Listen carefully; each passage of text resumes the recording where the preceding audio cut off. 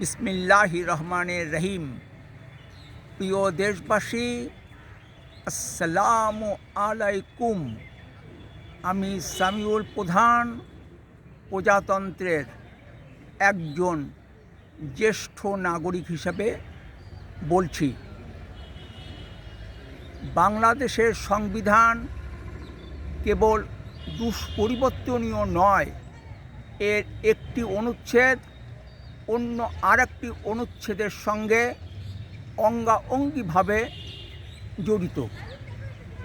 একটি অনুচ্ছেদে সংশোধনী আনা হলে পুরা কাঠামোটাই ভেঙে পড়ার উপক্রম হয়।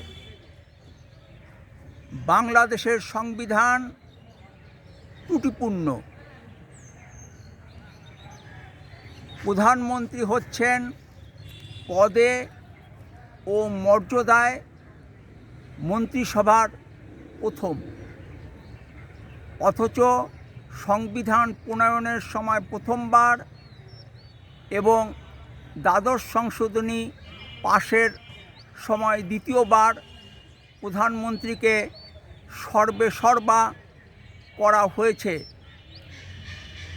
এই সংবিধানের অধীনে যিনি সরকার প্রধানের দায়িত্ব গ্রহণ করবেন তিনি স্বৈরাচার হতে বাধ্য। সংশোধন ক্ষমতা সংক্রান্ত সংবিধানের 142 অনুচ্ছেদ নন অবস্ট্রাক্ট ক্লোজ বা বাধাহীন দফা দ্বারা শুরু হয়েছে। 142 অনুচ্ছেদে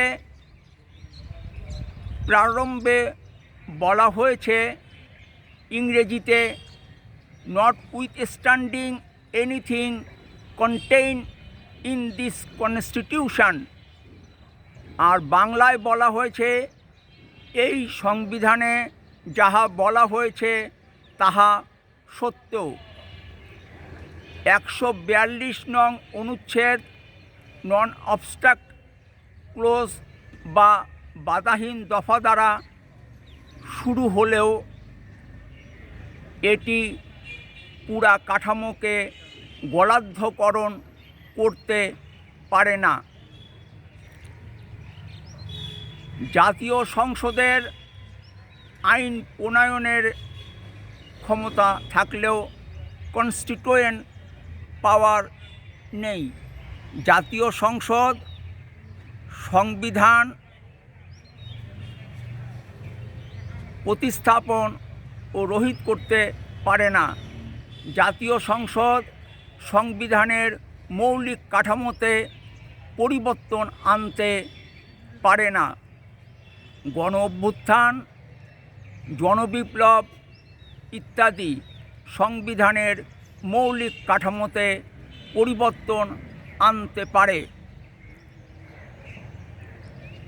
জুলাই সনদ ও গণভোট ত্রয়োদশ জাতীয় সংসদকে সীমিত কনস্টিটিউয়েন্ট পাওয়ার দিয়েছে।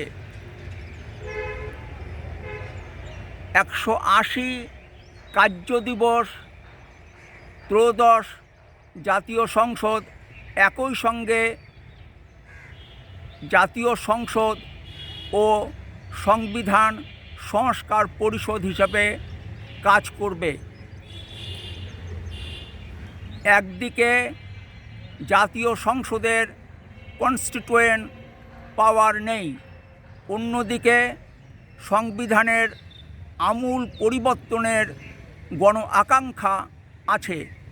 এ কারণে সংবিধান সংস্কার পরিষদ দরকার। ভালো থাকবেন। সম্ভব হলে দেশ পরিচালনার নীতি ও পদ্ধতির পরিবর্তন নিয়ে কথা বলতে রাজনীতির আড্ডাখানা বলে পরিচিত রহমতে রাব্বানা ও রুম্মানে বেড়াতে আসবেন। ফি আমানিল্লাহ। আল্লাহ হাফেজ। বাংলাদেশ জিন্দাবাদ।